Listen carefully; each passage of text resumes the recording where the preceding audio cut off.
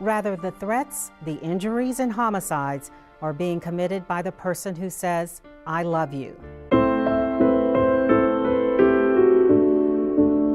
I'm just one woman with a story to tell. I was 22. I had just graduated from Harvard College. I'd moved to New York City for my first job as a writer and editor at 17 magazine.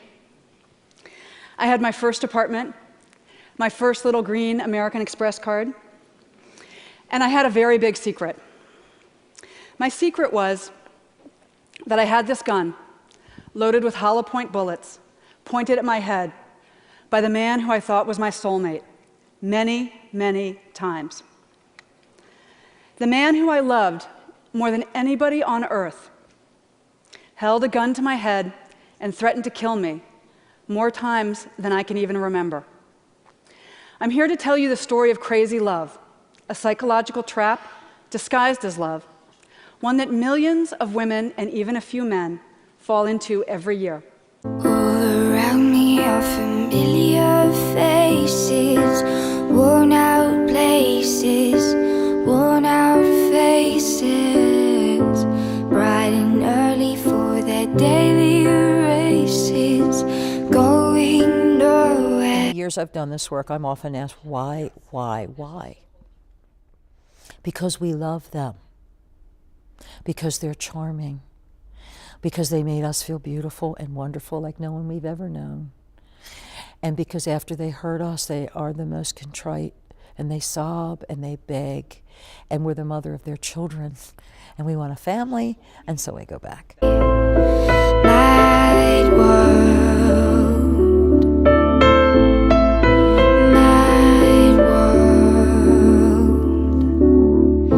Children wait. I tried to change the way I was because I thought I was the cause of the abuse, so if I changed the way I was, maybe he wouldn't hit me. Maybe he wouldn't scream at me or call me these ugly names that he used to call me or do the things that he used to do. And I changed a lot.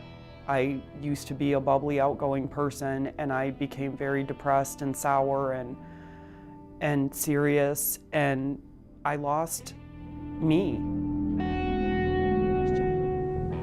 Why did I stay? The answer is easy. I didn't know he was abusing me. Even though he held those loaded guns to my head, pushed me downstairs, threatened to kill our dog, pulled the key out of the car ignition as I drove down the highway, poured coffee grinds on my head as I dressed for a job interview. I never once thought of myself as a battered wife. Instead, I was a very strong woman in love with a deeply troubled man, and I was the only person on earth who could help Connor face his demons. The dreams in which I'm dying are the best I've ever had.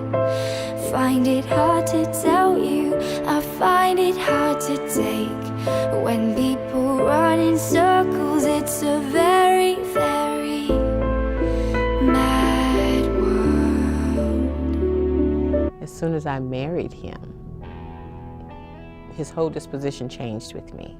Immediately I became owned, and he said so right there as soon as the I-dos were done.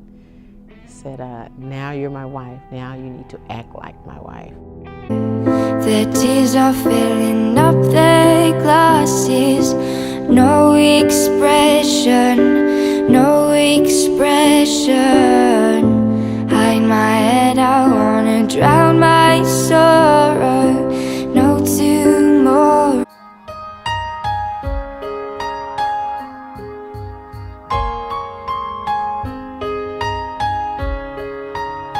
I ask women, tell me what you dream.